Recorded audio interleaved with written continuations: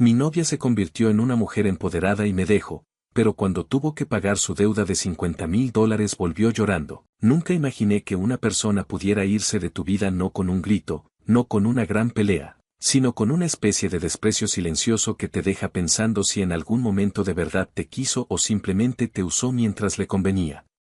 Me llamo Adrián, tengo 27 años, y durante casi 3 años viví con Camila, que en ese entonces tenía 24. Siempre he sido una persona de trabajo. No vengo de una familia rica ni heredé nada. Todo lo que tengo me costó tiempo, cansancio y varios errores. En mi ciudad tengo un local pequeño de accesorios, relojes, perfumes importados y ropa casual para hombre. No es una boutique lujosa en una zona exclusiva ni nada parecido, pero funciona bien. Tengo clientela fija, vendo por internet y con eso me alcanza para vivir tranquilo. No me sobra el dinero como para despilfarrar, pero tampoco vivo contando monedas. Cuando conocí a Camila, eso fue precisamente lo que le llamó la atención de mí. Aunque en ese momento yo no lo vi así. Nos conocimos en una reunión de unos amigos en común. Ella estudiaba artes escénicas y canto. Era de esas personas que entran a un lugar y automáticamente hacen que todos las miren, no porque fuera la más bonita del mundo, sino porque sabía hacerse notar. Hablaba fuerte, reía fuerte, opinaba de todo con mucha seguridad. Tenía esa energía que al principio resulta atractiva porque parece confianza. Esa noche habló casi 1 hora sobre sus planes de vida. Decía que no había nacido para ser una persona común, que ella no se veía trabajando en una oficina ni obedeciendo horarios. Según sus palabras, estaba destinada a escenarios, cámaras, entrevistas, reconocimiento. Quería ser cantante, actriz, influencer, todo al mismo tiempo. Sus referencias eran artistas famosas a las que admiraba y repetía constantemente que un día estaría a ese nivel. Yo lo tomé como entusiasmo juvenil. En realidad hasta me pareció admirable que alguien tuviera sueños tan grandes. Empezamos a salir y durante los primeros meses todo parecía bastante normal. Ella iba a la universidad, yo me enfocaba en mi negocio, nos veíamos por las noches, salíamos a comer, al cine, a veces simplemente nos quedábamos en mi departamento viendo películas. Camila era intensa, sí, pero también sabía ser cariñosa cuando quería. Me hacía sentir importante. Tenía una forma de mirarte mientras hablabas que daba la impresión de que realmente estaba interesada en ti. Con el tiempo me fui involucrando más de lo que pensé. A los 8 meses de relación prácticamente ya vivía conmigo, aunque nunca hubo una conversación formal de vamos a mudarnos juntos. Simplemente empezó a dejar ropa, luego maquillaje, luego cargadores, luego una maleta entera, y un día me di cuenta de que ya estaba instalada. No me molestó. De hecho pensé que era un paso natural. El problema empezó cuando terminó la universidad. Yo asumí que buscaría algún empleo, aunque fuera temporal, mientras intentaba moverse en el mundo artístico. Pensé que tomaría clases adicionales, haría audiciones, grabaría material, buscaría contactos. Algo. Pero no. Camila tenía una teoría muy clara, trabajar para alguien más era rebajarse. Lo decía así, sin vergüenza. No estudié tantos años para terminar siendo recepcionista o mesera, me repetía.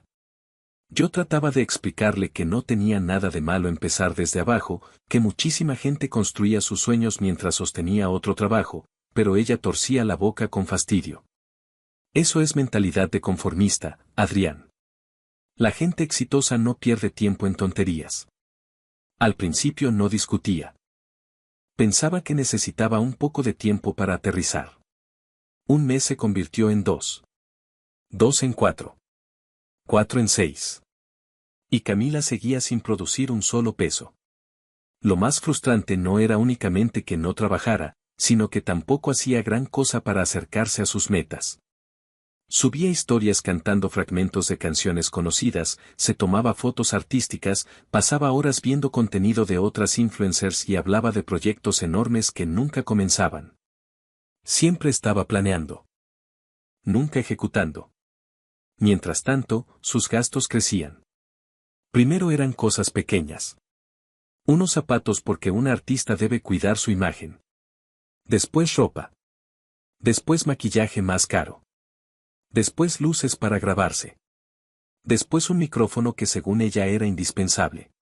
Luego cursos online que compraba y ni terminaba. Y como no tenía ingresos, terminaba usando mis tarjetas o pidiéndome que yo pagara solo por esta vez. La frase solo por esta vez se volvió casi diaria. Yo no puse límites desde el principio y ese fue mi error. Porque cuando uno empieza a cubrir pequeñas cosas por amor, la otra persona se acostumbra rápido a que resolverle la vida es tu obligación. En menos de un año yo estaba pagando renta, internet, comida, transporte, salidas, sus compras personales y hasta las mensualidades de 2 tarjetas de crédito que abrió diciendo que eran para invertir en su futuro. Cada vez que llegaban los estados de cuenta sentía una presión en el pecho. No porque mi negocio estuviera mal, sino porque yo sabía cuánto me costaba ganar ese dinero. Había días en que me levantaba a las 7 de la mañana, abría el local, hacía pedidos, atendía clientes complicados, revisaba inventario, resolvía entregas, cerraba casi a las 9 de la noche, para llegar a casa y encontrar cajas de compras nuevas en la sala. Y ella sonriendo como si fuera un premio. Mira amor, ¿a poco no está hermoso este set de maquillaje? Yo la miraba y por dentro pensaba cuánto acababa de costarme ese set hermoso. Pero me tragaba el comentario. Hasta que empecé a notar otra cosa. Camila no solo dependía económicamente de mí. También había dejado de colaborar en cualquier aspecto de la casa. Dormía hasta tarde. Dejaba tazas en la sala. Ropa sobre el sillón. Platos en el fregadero.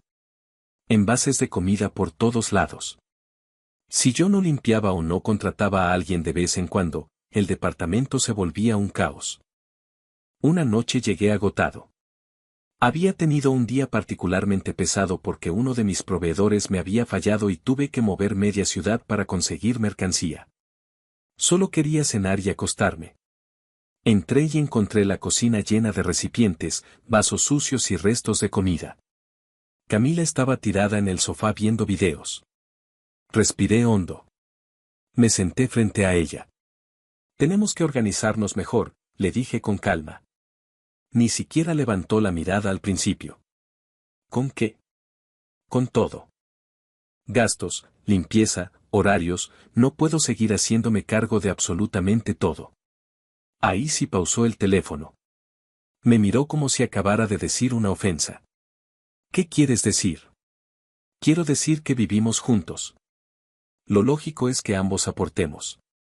Si ahorita no puedes aportar dinero, por lo menos ayúdame a mantener la casa en orden y a reducir gastos innecesarios.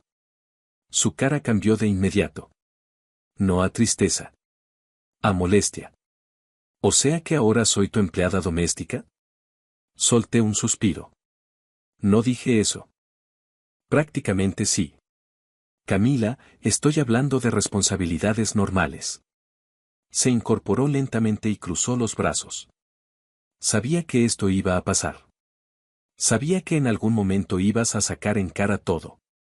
No te estoy sacando nada en cara. Claro que sí.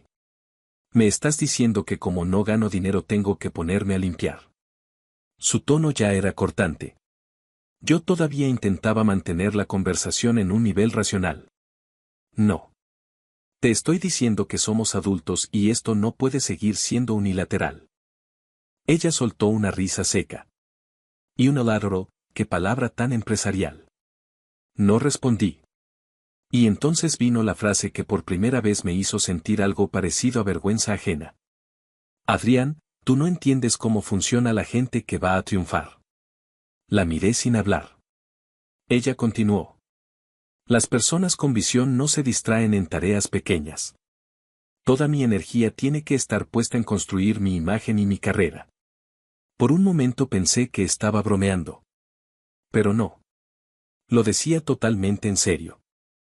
Miré alrededor del departamento desordenado y luego la miré a ella. ¿Tu carrera? Pregunté. Camila, llevas 6 meses diciendo que vas a empezar cosas y no has terminado ni una. Sus ojos se endurecieron. Porque todavía no llega mi momento. El momento no llega solo. Se puso de pie. Ay, por favor, ya vas a empezar con tu discurso de comerciante. Eso me hizo fruncir el ceño. ¿Discurso de qué? De comerciante, repitió con una media sonrisa. Tú piensas pequeño porque tu mundo es pequeño. Inventario, ventas, clientes, cajas, yo estoy pensando mucho más arriba que eso. Sentí el golpe en seco. Nunca me había avergonzado de mi trabajo. Yo sabía exactamente cuántos años me había costado levantarlo. Y escucharla hablar así, desde la comodidad de un sofá que yo pagaba, me produjo algo que no había sentido antes, distancia. Por primera vez no la vi como mi novia. La vi como alguien profundamente desconectado de la realidad. Me quedé sentado unos segundos sin decir nada. A veces una conversación no se rompe por el volumen, sino por la forma en que la otra persona te mira cuando ya dejó de respetarte. Y Camila, en ese momento, me estaba mirando así. Como si yo fuera un obstáculo menor en una vida grandiosa que ella imaginaba para sí misma. Intenté no reaccionar con enojo. No se trata de pensar pequeño o grande, le dije. Se trata de vivir en el presente. Las cuentas no se pagan con discursos. Ella alzó las cejas. Qué limitado suena eso. ¿Limitado? Sí. Todo en ti gira alrededor de pagar, vender, ahorrar, organizar. No entiendes lo que es apostar de verdad por un sueño. Me reí sin humor. ¿Apostar? Apostar sería trabajar por él. Lo tuyo es esperar a que suceda. Su mandíbula se tensó. Sabía que eso le había dolido porque era la verdad exacta. Se acercó un paso. ¿Y sabes qué? Dijo en voz más baja. Empiezo a sentir que me estás frenando. La miré fijo. ¿Yo te freno? Sí. Tu energía me baja. Tu mentalidad me baja. Todo el tiempo me hace sentir que mis metas son ridículas. Quise recordarle la cantidad de veces que la había llevado a estudios, la cantidad de equipos que le había comprado, las horas que me quedé escuchando sus ideas, fingiendo entusiasmo aunque muchas no tenían pies ni cabeza. Pero ya no tenía sentido enumerar nada. Porque la discusión ya no era sobre hechos. Era sobre orgullo. Jamás te he frenado, respondí. Lo único que te pedí fue madurez.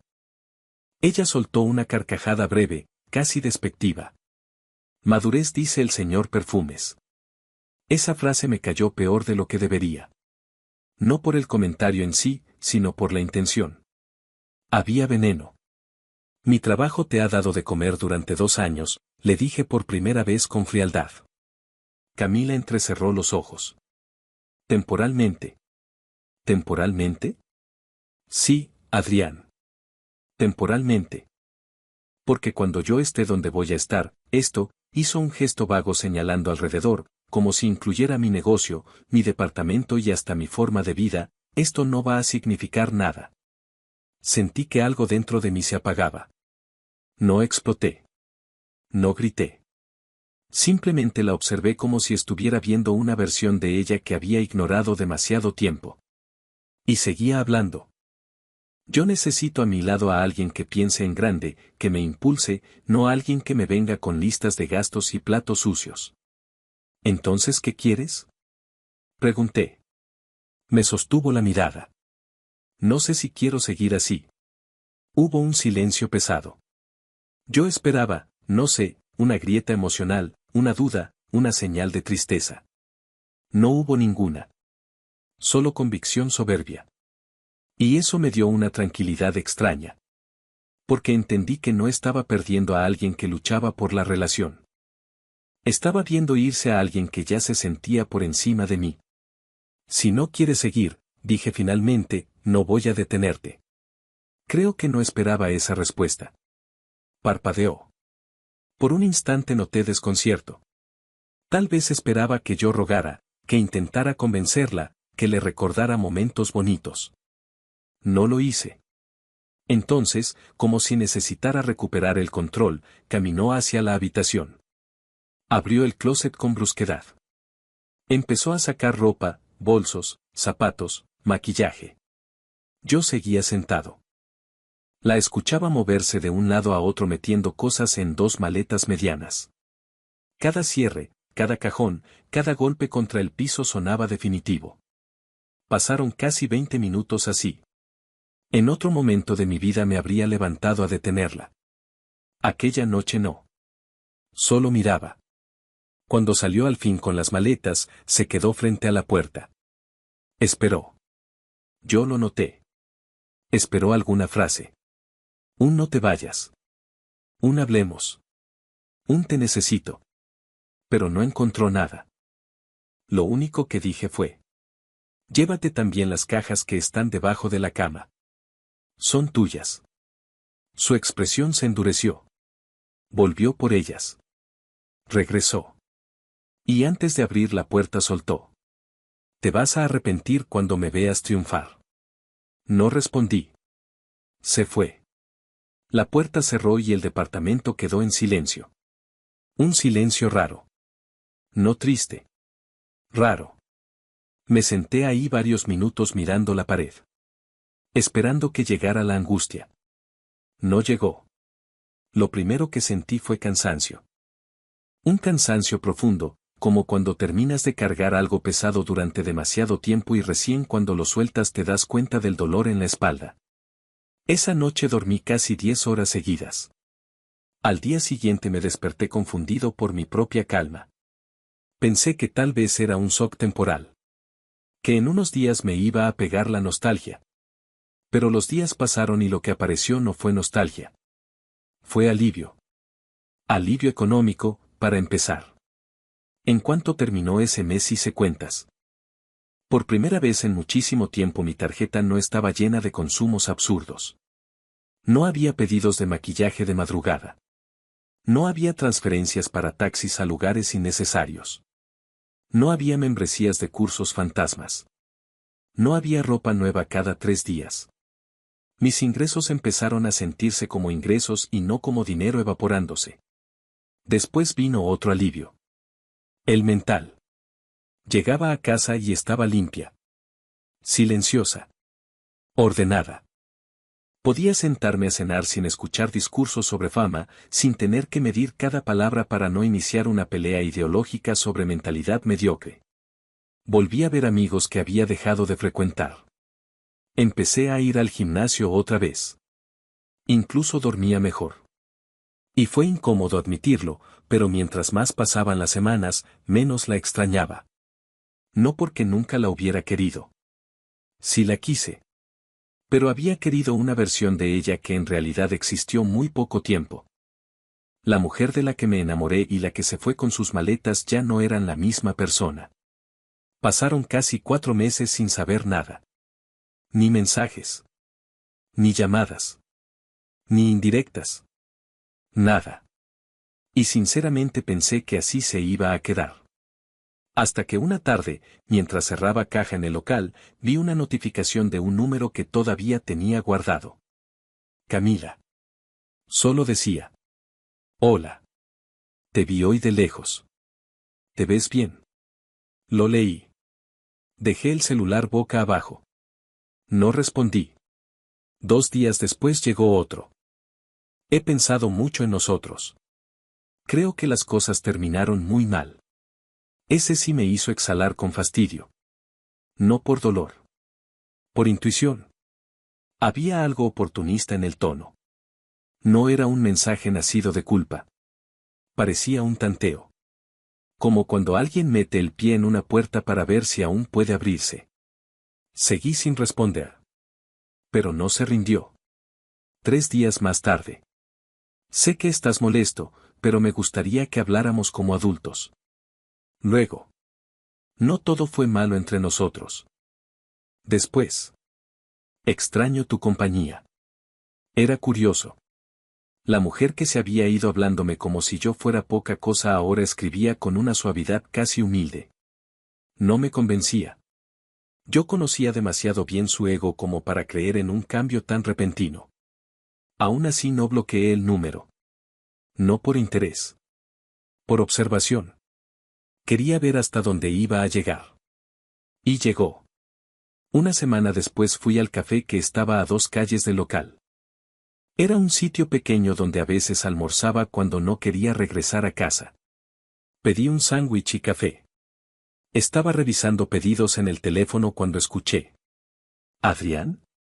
Levanté la vista. Era Camila. Por un segundo tardé en reconocerla no por su cara, sino por cómo iba vestida. Durante toda la relación decía odiar la ropa femenina tradicional. Los vestidos, según ella, eran símbolos de complacencia. El maquillaje marcado era una forma de validación masculina. El labial rojo le parecía vulgar. Todo eso lo había escuchado decenas de veces. Y sin embargo ahí estaba.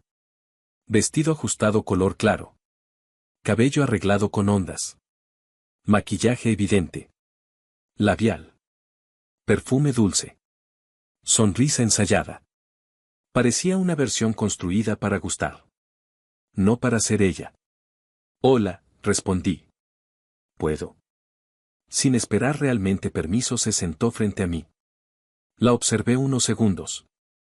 Ella jugueteó con una pulsera como fingiendo nervios. Qué casualidad encontrarte, dijo. Mentira. Yo iba a ese café mínimo 3 veces por semana. Demasiada casualidad. Asentí sin comentar. Empezó a hablar de manera ligera, como si no hubieran pasado 4 meses de silencio absoluto.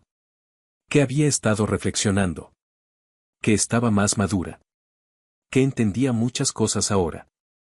Que estaba enfocada en nuevos proyectos. La escuchaba, pero algo seguía sintiéndose fabricado.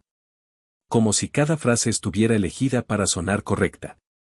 No para ser sincera. Me gustaría que pudiéramos hablar bien algún día, dijo después de unos minutos. Sin resentimientos. No tengo resentimientos, respondí. Eso pareció darle confianza. Sonrió más. Se inclinó un poco hacia adelante. Entonces tal vez podríamos empezar de cero. La frase quedó entre nosotros. Yo tomé un sorbo de café. No creo. Su sonrisa titubeó apenas. Pero no desapareció. La gente cambia, Adrián. A veces.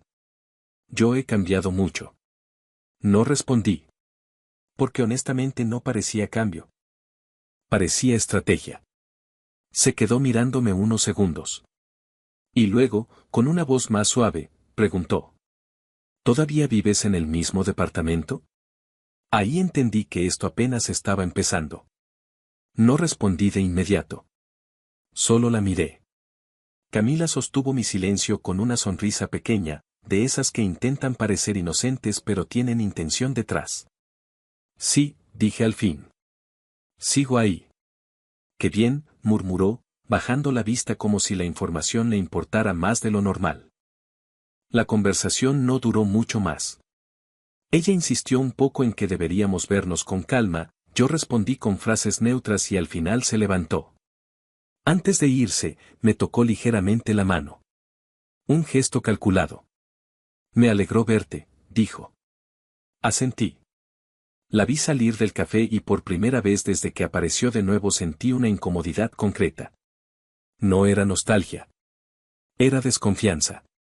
Porque Camila jamás había sido una persona que hiciera algo sin un motivo. Y todo aquello tenía demasiado esfuerzo encima para ser casual. Al día siguiente entendí que mi intuición no estaba equivocada. Eran casi las 9 de la mañana cuando tocaron la puerta del departamento. Yo estaba terminando de desayunar antes de ir al local. Abrí. Era ella. Llevaba otro vestido, distinto pero igual de llamativo, una chaqueta ligera encima y el mismo maquillaje cuidadosamente puesto. Incluso noté que había cambiado su perfume por uno mucho más dulce que el que usaba antes.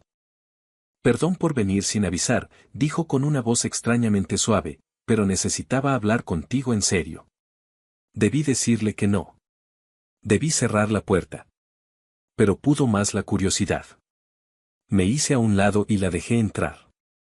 Camila recorrió con la mirada el departamento como si verificara que nada hubiera cambiado. Luego se sentó en el sofá. Yo permanecí de pie unos segundos antes de sentarme enfrente. ¿Qué pasa?, pregunté. Se acomodó el cabello detrás de la oreja. He estado pensando mucho en nosotros. No dije nada. Sé que hice cosas mal, continuó. Sé que fui impulsiva, orgullosa, inmadura. Era la primera vez que la escuchaba usar palabras tan cercanas a una admisión de culpa. Pero incluso así, algo no terminaba de sonar limpio. Porque no hablaba como alguien arrepentido. Hablaba como alguien siguiendo un guión. Camila, ve al punto, dije. Parpadeó. Sonrió apenas. Siempre eras tan directo. Se levantó del sofá y caminó despacio hacia mí. Yo ya sabía que aquello no iba bien. Se sentó a mi lado, demasiado cerca. Puso una mano sobre mi antebrazo. La verdad es que te extraño. No respondí. Deslizó la mano un poco más arriba. Extraño cómo me cuidabas, cómo me hacías sentir segura. Seguía sin responder. Su tono cambió, se volvió más bajo. He pensado mucho en las noches contigo. Y antes de que terminara la frase, tomó mi mano y la colocó sobre su pierna desnuda. Fue un gesto tan artificial, tan poco natural en ella, que en lugar de despertar algo me produjo rechazo inmediato. Retiré la mano. ¿Qué estás haciendo? Su sonrisa se tensó. Intentando arreglar las cosas. Así no. Camila inclinó un poco la cabeza. Todavía trató de mantener el personaje. No me digas que no me extrañaste nada. No contesté. Porque la verdad era simple, no. La incomodidad en mi cara debió ser demasiado evidente. Ella insistió. Se acercó más. Intentó abrazarme por el cuello. Podemos volver a estar bien, susurró. Solo tú y yo. La aparté con firmeza. No brusco, pero sí claro. Basta. Ahí se rompió el ambiente falso. Camila se quedó quieta unos segundos mirándome. La dulzura desapareció de su cara. Quedó una expresión de cansancio. Como si estuviera agotada de actuar. ¿Ni siquiera así? Preguntó. Negué lentamente. No sé qué estás buscando, pero no es esto. Sus hombros bajaron. Volvió a sentarse. Se cubrió la cara con ambas manos. Y esta vez sí empezó a llorar. Al principio pensé que seguía actuando. Pero no. Porque ahora no había sensualidad ni voz infantil ni poses. Solo respiración entrecortada. Desorden. Fracaso. Esperé. Pasaron casi 30 segundos antes de que hablara. Estoy en problemas, Adrián. Ahí estaba por fin. La verdad. Me recargué en el respaldo. ¿Qué clase de problemas? Tardó en responder. Debo muchísimo dinero. La observé. ¿Cuánto es muchísimo? Camila tragó saliva. Casi 55.000. Sentí un vacío breve en el estómago. No porque me afectara a mí todavía, sino porque era una cifra absurda para alguien sin ingresos. ¿Cómo? Soltó una risa amarga entre lágrimas. Quise invertir en mi carrera. Y empezó a hablar. Durante meses, después de irse, se había obsesionado con demostrar que tenía razón. Que podía triunfar sola. Que no necesitaba a nadie. Sacó créditos. Pidió dinero prestado. Compró una computadora cara, interfaz de sonido, micrófonos profesionales, luces, cámaras, software, clases privadas, sesiones de grabación, publicidad en redes, hasta pagó a una supuesta asesora de imagen. Todo sobre la misma fantasía, lanzar su música de manera profesional y despegar. Pero nada pasó. Las canciones no funcionaron. Los videos no tuvieron alcance. La gente prometía ayudar y desaparecía. Los intereses crecieron. Las tarjetas se saturaron. Los cobradores empezaron a llamar. Su amiga, con quien se estaba quedando, le pidió que se fuera porque ya no aportaba nada. Y lentamente todo se derrumbó. La escuché en silencio. No había satisfacción en mí. Solo una especie de claridad brutal. Toda aquella superioridad, toda aquella seguridad con la que salió de mi casa meses atrás, se había sostenido sobre humo. ¿Y qué esperas de mí? Pregunté, aunque ya sabía la respuesta. Camila levantó los ojos hinchados. Ayúdame. Así. Directo. No puedo. Por favor. No. Se acercó un poco. Solo necesito estabilizarme, salir de lo más urgente. Después te lo devolvería. No pude evitar una exhalación seca. Ni ella misma creyó eso al decirlo. Camila, no. Empezó a llorar más fuerte. No tengo a nadie más. Eso no cambia mi respuesta. Adrián, por favor, vivimos años juntos. Y terminaste diciéndome que yo estaba por debajo de ti. Mi tono fue frío. Ella se quedó callada un instante. Luego intentó otra estrategia. No sabía lo que decía. Sí sabías. Estaba confundida. No. La miré fijo. Estabas convencida. Eso le dolió porque era cierto.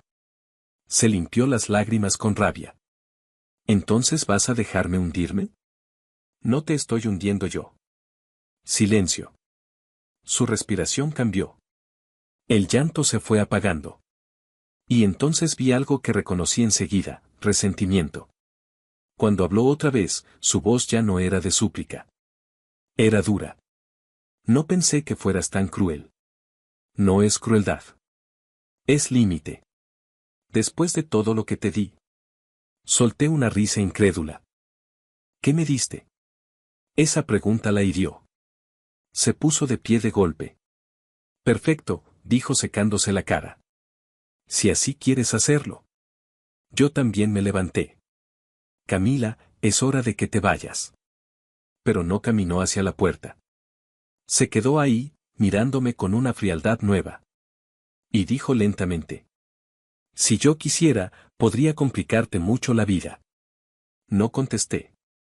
Podría decir que intentaste aprovecharte de mí hoy. Sentí un golpe de adrenalina inmediato. No porque le creyera moralmente, sino porque entendí la clase de desesperación en la que estaba. La miré varios segundos. ¿Me estás amenazando? No respondió. Eso bastó. Fui hacia la puerta y la abrí. Fuera. Adrián. Fuera. Ahora. Mi voz debió sonar distinta porque no discutió más. Tomó su bolso. Caminó hacia la salida. Pero antes de cruzar la puerta todavía murmuró. Te vas a arrepentir. La cerré sin responder. Me quedé inmóvil en medio del departamento. El corazón me latía con fuerza. No por tristeza. Por alerta. Ese mismo día guardé el registro de cámaras del edificio donde se veía su llegada y su salida. Saqué capturas de todos sus mensajes. Grabé las llamadas que vinieron después. Porque sí, vinieron. Esa misma noche empezó a escribirme. Primero rogando. Luego culpándome. Después exigiendo. Y finalmente amenazando. Si no me ayudas vas a ver. Puedo destruirte. No sabes lo que soy capaz de decir. Cada mensaje confirmaba que ya no estaba tratando con una exnovia. Estaba tratando con una persona desesperada. No respondí casi ninguno. Solo una vez. Le mandé una sola nota de voz. Todo está guardado. Mensajes, llamadas, cámaras del edificio. Si intentas acusarme de algo falso o vuelves a amenazarme, lo voy a llevar por la vía legal. No me contactes otra vez. Después de eso hubo silencio. Un silencio total. Me bloqueó de todas partes. Desapareció. Pasaron cerca de 2 meses. Yo retomé mi rutina. Pensé que ahora sí la historia había terminado. Hasta que una mañana mi auto entró al taller y me tocó moverme en autobús. Subí con sueño, pagué el pasaje y avancé por el pasillo. Entonces la vi. Camila estaba sentada casi al fondo con una guitarra. Cantando covers para los pasajeros. Una funda abierta en el suelo con algunas monedas. Su voz no era terrible. Pero tampoco tenía nada extraordinario. Era simplemente una voz común tratando de llamar la atención de gente cansada que solo quería llegar a su destino. Me quedé de pie mirándola unos segundos. Ella levantó la vista.